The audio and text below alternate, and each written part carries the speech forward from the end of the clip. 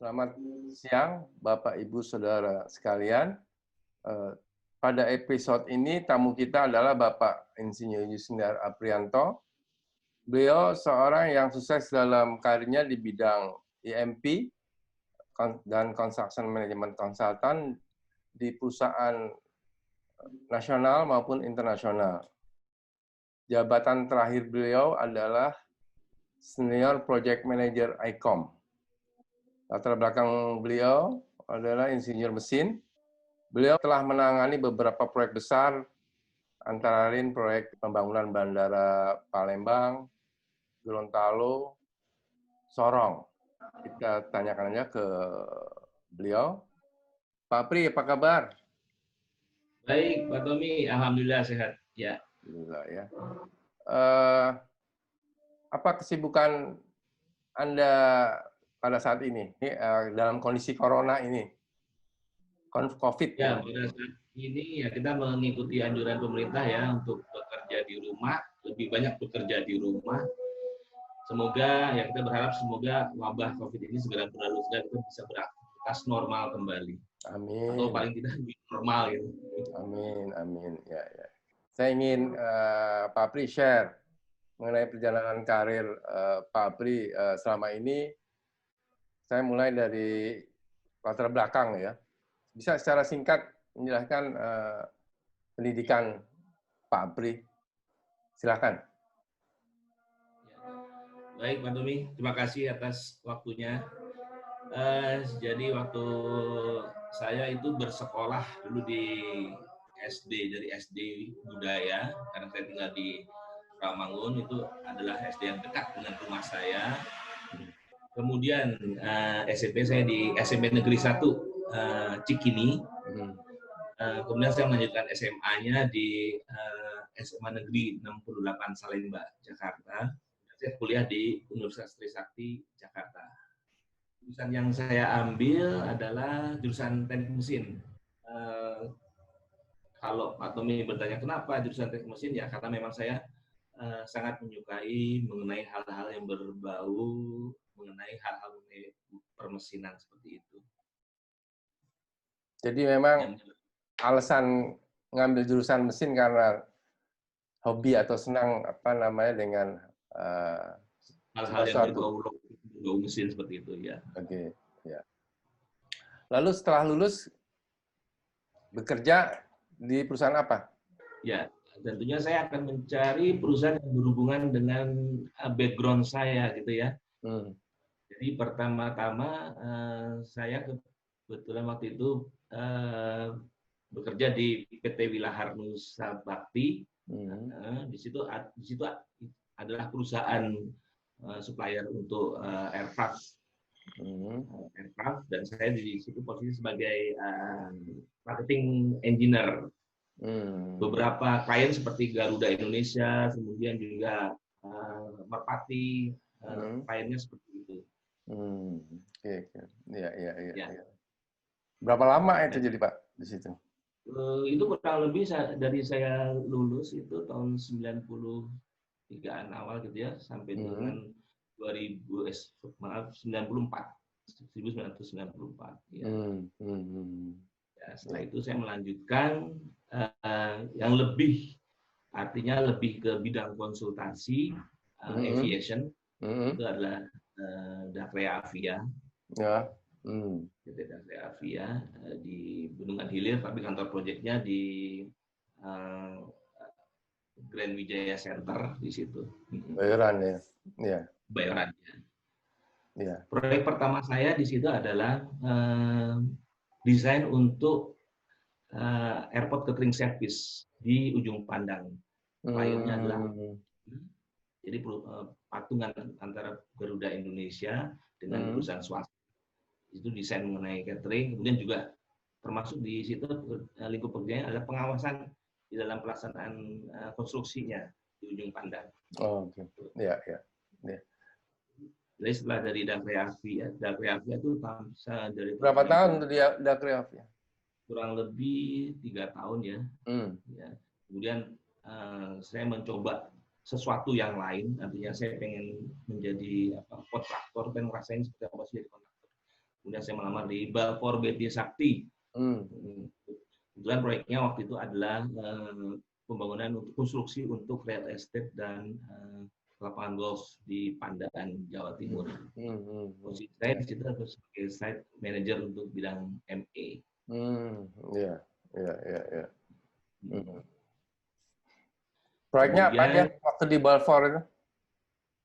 Ini karena proyek konstruksi ya Pak Tommy, jadi proyeknya cuma satu itu. Jadi itu panjang ya? Dari pembukaan lahan sampai saya menginstalasi untuk pipingnya, kemudian juga membuat rumah pompa segala macam, reservoir, nah itu sampai sekitar 1 tahun lebih, 1,5 tahun seperti itu. Itu perusahaan Inggris ya? Betul, perusahaan Inggris. Balfour Beatty, ya. Benefit yang diberikan oleh mereka itu cukup bagus gitu ya. Ya. Setelah itu? Ya, karena kebetulan kena krismon ya. Jadi banyak ekspornya itu juga dipulangkan, kemudian juga banyak juga ahli-ahli site-nya juga yang dipulangkan karena kebetulan juga memang proyeknya juga sudah selesai gitu ya. Tapi belum ada proyek lagi. Sehingga saya kembali lagi ke Dacrea Avia. Dari Wilahar, Dacrea Avia, kemudian ke Balfour Beatty Sakti, kemudian kembali ke Dacrea Avia. Mengerjakan, ketika saya datang lagi itu sedang mengerjakan proyek AME, Airport Maintenance Equipment, yaitu pengadaan untuk peralatan maintenance di seluruh bandara di Indonesia, bekerja sama dengan PCI. Proyeknya untuk kurang lebih 101 lokasi bandar udara di seluruh Indonesia. Peralatannya waktu itu yang di procurement adalah seperti runway sweeper, kemudian juga pushback traktor, kemudian ada mower, ada kompresor, peralatan untuk airport maintenance. Dari Dacrea Avia, kemudian saya ke Angkasa Pura Schiphol.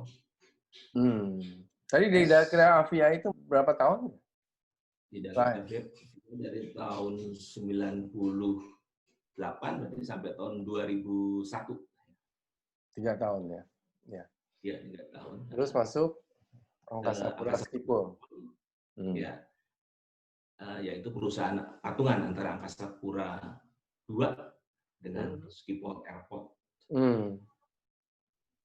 Ada beberapa proyek-proyek yang... Itu bidang apa Pak Pri di APS itu? Dia bidang konsultansi, engineering konsultan. Khusus airport ya? Juga? Khusus airport. Kalau itu khusus airport, ya. Lalu jadi ada proyek yang dikerjakan waktu itu seperti master plan Bandara Udara Soekarno-Hatta, kemudian juga ada revitalisasi untuk Terminal 1 Bandara Soekarno-Hatta. Tidak direalisasi ya, tapi kita waktu itu sudah membuat desainnya. Lalu dari APS? Dari Angkasa Pura Schiphol, kemudian saya ke DHV. DHV itu perusahaan Belanda.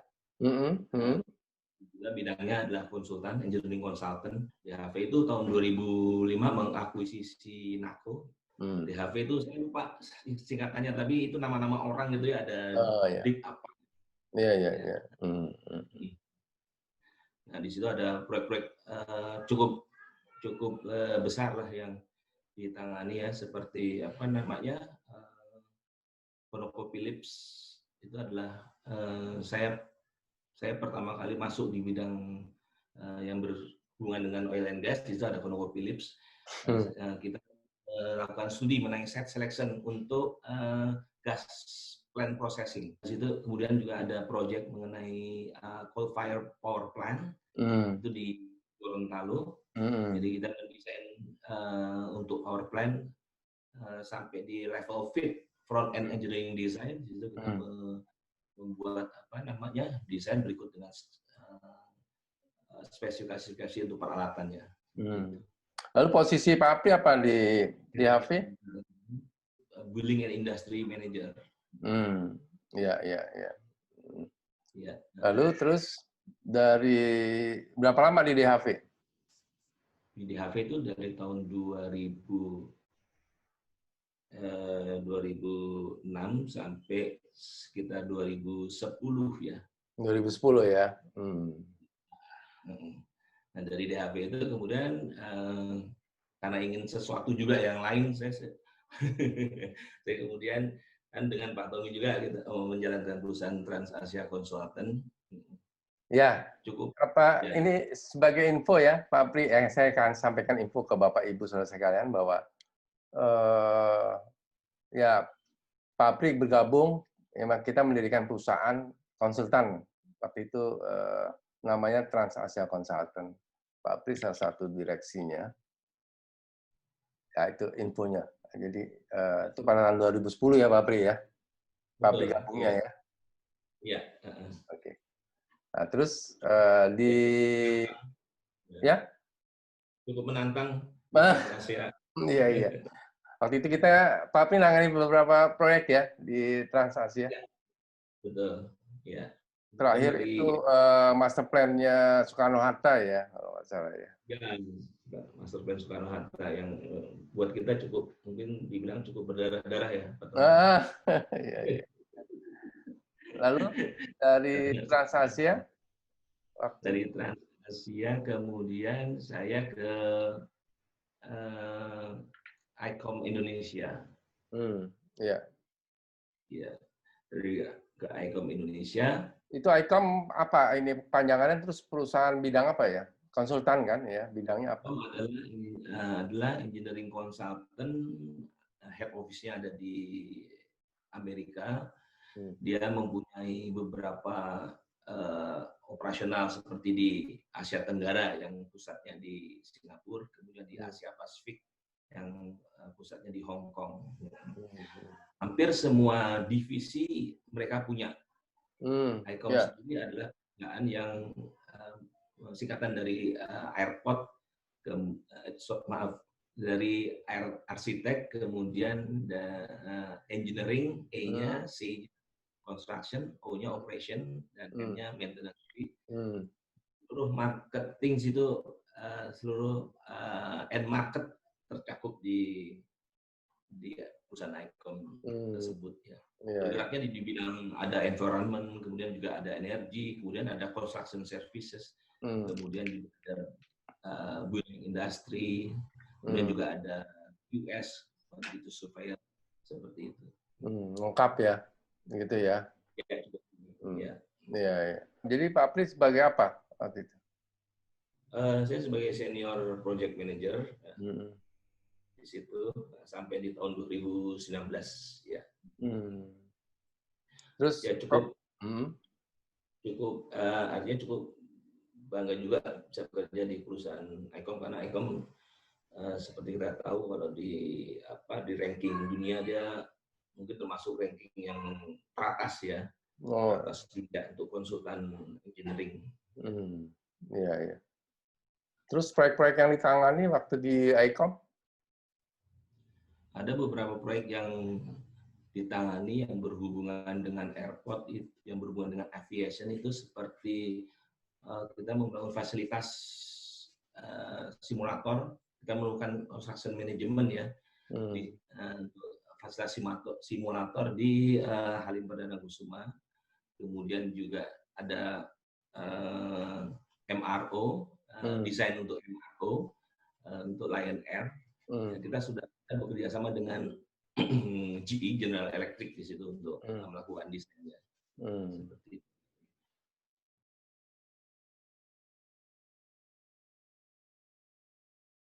Sekarang ini terakhir di ICOM jadi ya, terakhir ya?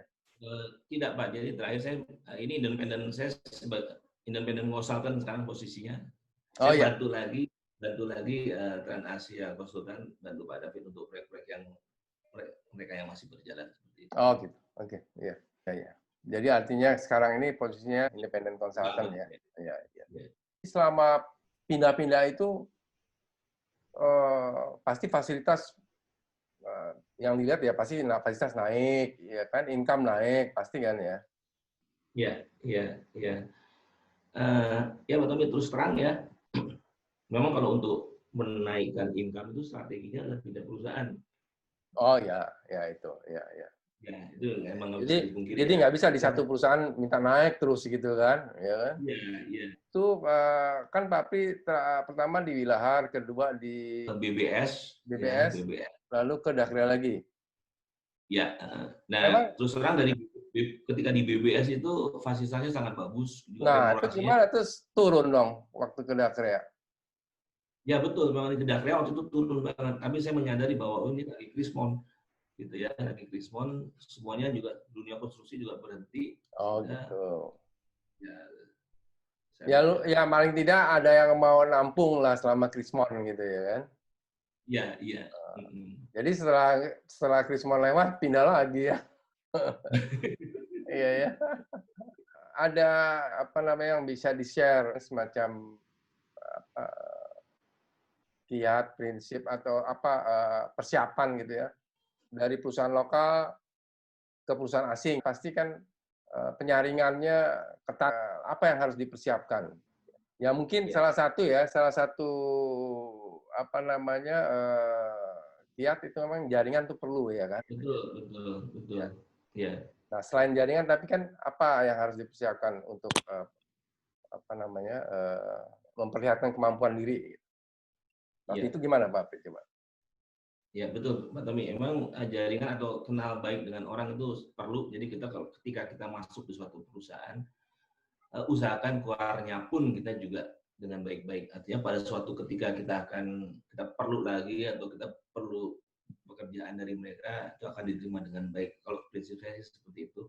Kemudian juga secara integritas, kita harus mempunyai integritas kalau bekerja di asing. Kemudian juga kejujuran dalam arti kalau kita bisa ya bisa, kalau misalnya kita tidak bisa ya kita harus mengakui, harus bilang gitu ya. Nanti kan ada suatu jalan lain yang bisa diusahakan untuk menutupi kekurangan kita itu. Seperti itu. Seperti itu Pak Tommy. Yang penting sih juga komunikasi harus intens. Bahasa Inggris juga harus baik, kita bisa berkomunikasi, bisa menyampaikan apa pendapat kita, kemudian juga mungkin ada sedikit berargumen juga dengan mereka, ya. Karena apa namanya sistem manajemen di asing dan di lokal terus terang berbeda, itu berkaitan dengan kultur mereka, di mana kita harus sering berkomunikasi. Nah, mereka sistem quality control-nya itu adalah dengan komunikasi. Jadi segala macam level dari project atau stage dari project itu komunikasi sangat menentukan, sangat untuk melakukan quality control. Juga kita juga harus bisa, saya pikir sih ilmu manajemen harus kita kuasai. Jadi artinya kita juga mempunyai manajemen risiko, baik itu terhadap pekerjaan yang akan dilakukan, kemudian juga tendernya akan diikuti, sehingga kita juga bisa memberikan masukan kepada perusahaan, apakah tender ini layak kita ambil, seperti itu. Kemudian juga kalau dari segi pelaksanaan pekerjaan, apakah cukup, apakah ini bisa dikerjakan oleh ahli-ahli in-house di perusahaan, atau kita perlu mengadakan kerjasama dengan perusahaan lain untuk melakukan pekerjaan-pekerjaan itu. Pak Pri, saya mau tahu ya, mungkin ini bisa di-share. Selama meniti karir itu kan pasti banyak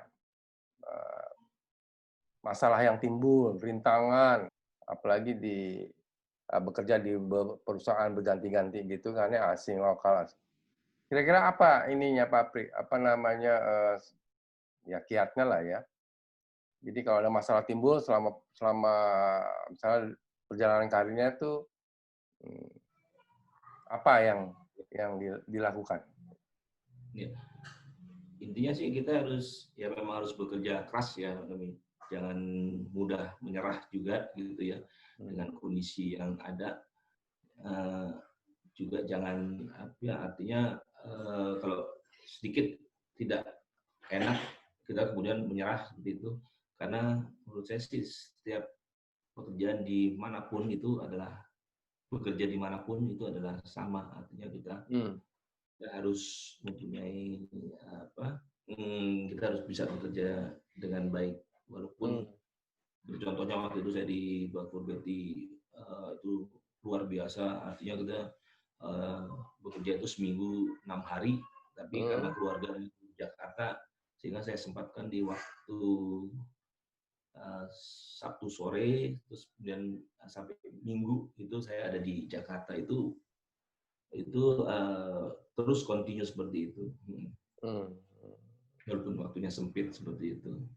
Kemudian juga ketika kita saya punya pengalaman juga ketika bekerja untuk ConocoPhillips di mana mereka sangat concern terhadap mutu laporan, sehingga bolak-balik gitu ya, bolak-balik dan mereka itu sangat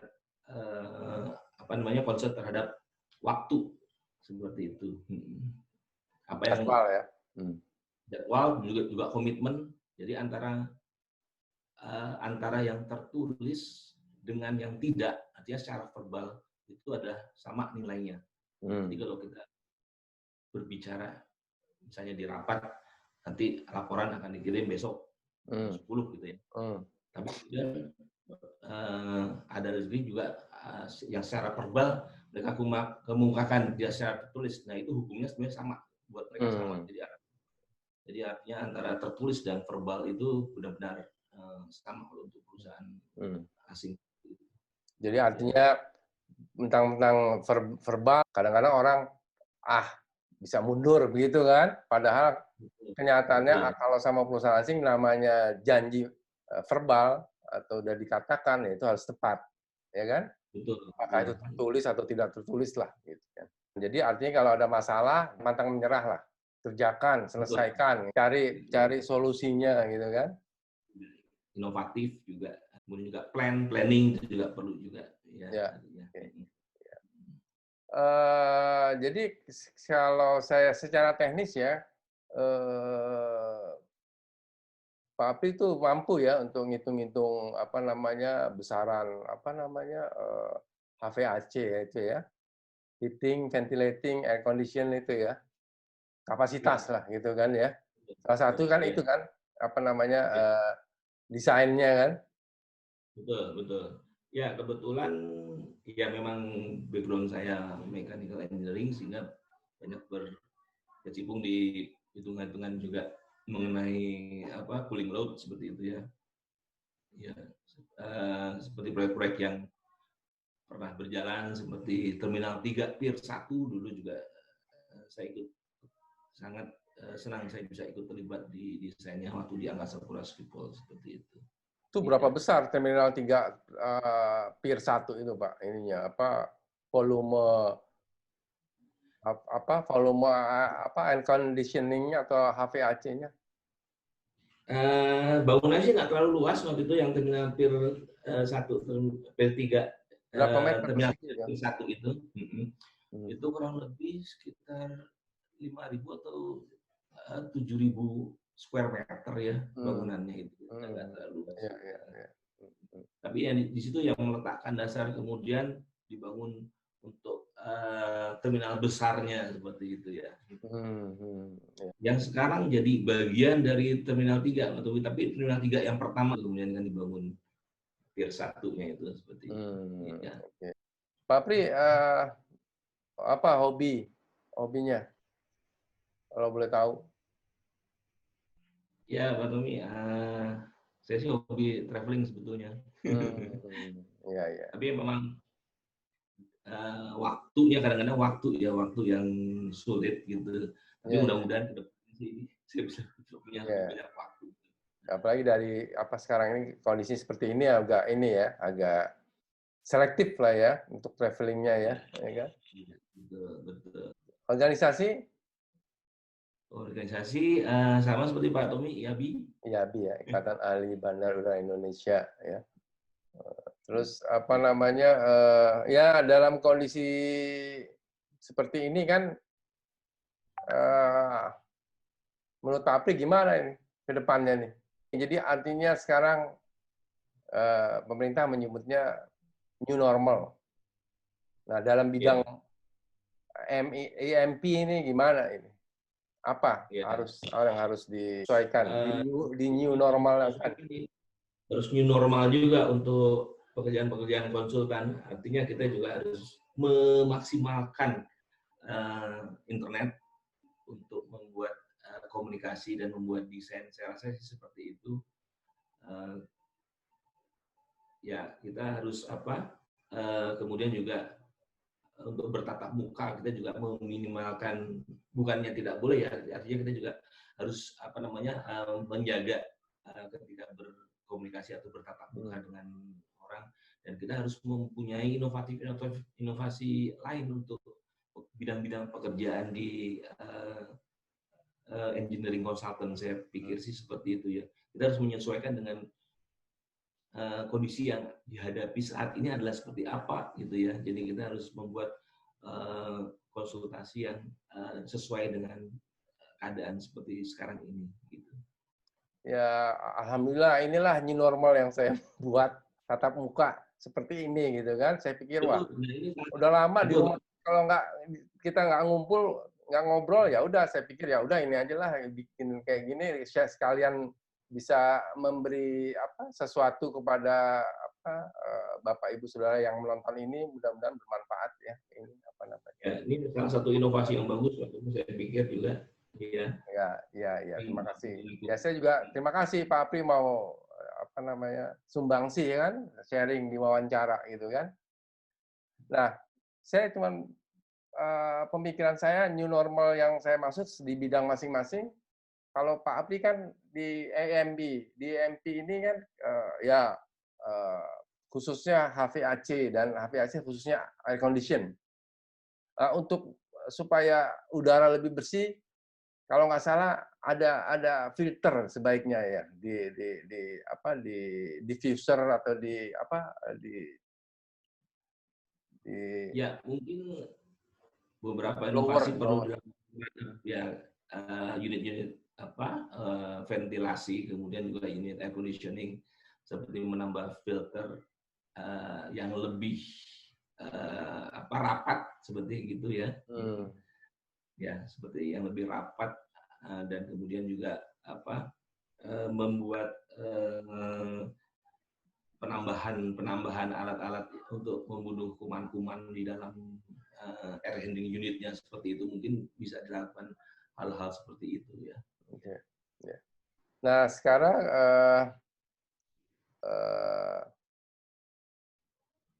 apa kira-kira kiat-kiat Pak Apri yang bisa di-share dalam menjalankan profesi selama ini? Apakah punya pedoman atau ya kiat lah untuk di-share? Jadi kalau untuk terutama adik-adik yang sudah terlibat di dalam bidang engineering, itu harus harus konstan, artinya harus tekuni karirnya di bidang itu, karena percayalah kita harus memulai sesuatu itu dari hal-hal yang menurut kita seperti sepele atau nantinya, padahal itu adalah hal-hal yang nantinya akan sangat berguna dan pasti akan sangat berguna di kemudian hari untuk digunakan. Kemudian juga tetap bekerja keras, jangan lupa juga menggali ilmu dalam-dalamnya sebanyak-banyaknya, kemudian juga melakukan inovasi-inovasi terhadap diri sendiri ya, artinya kita mempelajari banyak hal, itu lebih bagus ya, mempelajari banyak hal di luar dari ilmu keilmuan kita, itu sangat mendukung untuk karier kita seperti itu. Kemudian jagalah juga relasi dengan teman atau dengan mantan bos, itu juga sangat perlu ya. Karena di kemudian juga kita tidak tahu ya namanya, mungkin kita bisa berjumpa lagi dengan mereka seperti itu. Walaupun kita nggak pernah tahu bahwa nggak pernah punya rencana akan berjumpa lagi, tapi pada suatu saat mungkin kita akan dipertemukan kembali. Jadi bersikap profesional lah seperti itu. Oke. Tadi yang saya tangkap terus belajar terus ya. Jadi belajar terus, jangan berhenti gitu kan. Toh Betul. bermanfaat ilmunya ya kan. Lalu jangan lupa juga menjaga hubungan ya kan, menjaga hubungan baik ya dengan semuanya gitulah ya. Itu Betul. adalah investasi yang tidak ternilai gitu kan. Ya. Betul. Betul. Betul. Ya. Nah, satu lagi, kalau mau bekerja di perusahaan asing, kira-kira apa yang harus dipersiapkan? Secara umum aja. Ya. Kan banyak juga nih perusahaan asing di Indonesia. Jadi kita bisa bisa men-search nama-nama perusahaan itu. Carilah kalau misalnya memang berniat bekerja di perusahaan asing, carilah pekerjaan di perusahaan asing yang memang berkelas seperti itu ya. Karena harapannya kan tentunya juga remunerasi yang baik itu seperti itu ya, taraf hidup yang lebih baik seperti itu. Kemudian juga janganlah takut akan menghadapi ke depan seperti itu, kita jalani saja. Kemudian juga perbanyaklah komunikasi, belajar dalam komunikasi dalam bahasa Inggris dengan siapapun gitu ya, sehingga kita bisa mempunyai kemampuan yang baik seperti itu ya. Kemudian juga ilmu self motivasi itu juga sangat perlu. Self motivasi karena saya terus terang belajar self motivasi itu waktu di Asia konsultan. Jadi motivasinya harus Trans-Asia maksudnya? Ya, kita harus punya motivasi untuk betul kan.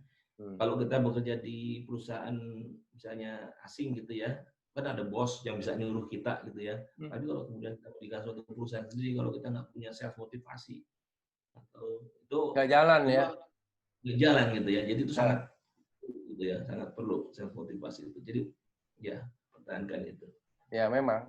Jadi self motivation lah ya. Itu ya untuk menggerakkan inisiatif.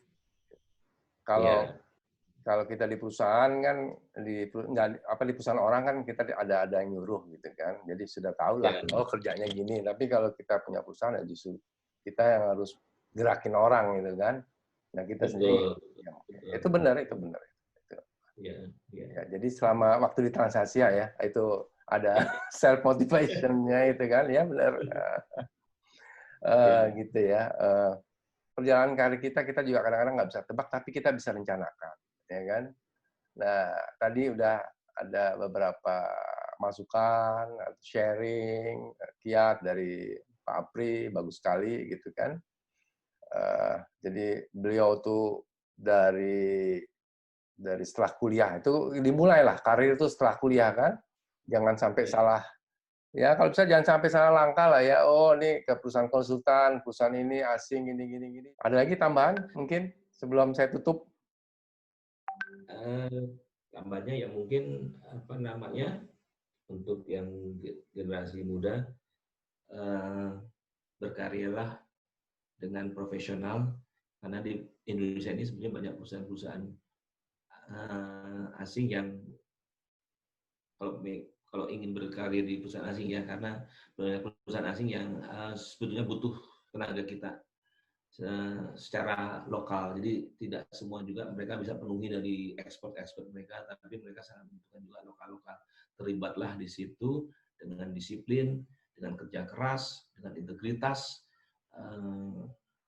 sehingga kita bisa berhasil di sana seperti itu.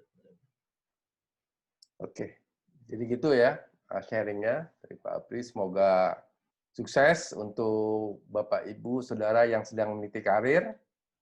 Pak Apri, walaupun sekarang mendekati pensiun gitu kan ya, tapi tetap masih ada semangat kan, masih ada cita-cita terus kan? Masih Pak Tommy. Jadi gini, bidang konsultan engineering, kalau menurut saya itu sama kayak dokter. Jadi dokter itu kan nggak ada pensiunnya.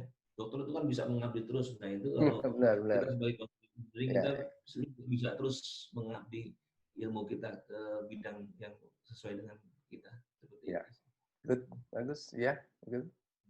Baik, terima kasih Pak Yusniar Aprianto atas waktunya. Semoga sehat-sehat dalam kondisi COVID-19 ini, kita semua sehat dan bisa melewatinya dengan baik, gitu ya. Ya. Baik, Bapak, Ibu, Saudara sekalian, demikian sharing perjalanan karir sukses dari seorang mechanical engineer yang telah jalan dalam karirnya di perusahaan-perusahaan Indonesia, perusahaan lokal dan perusahaan asing. Semoga sharing ini dapat bermanfaat dan membuka wawasan Bapak Ibu Saudara sekalian. Saya rasa demikian. Terima kasih dan sampai jumpa di episode selanjutnya. Terima kasih.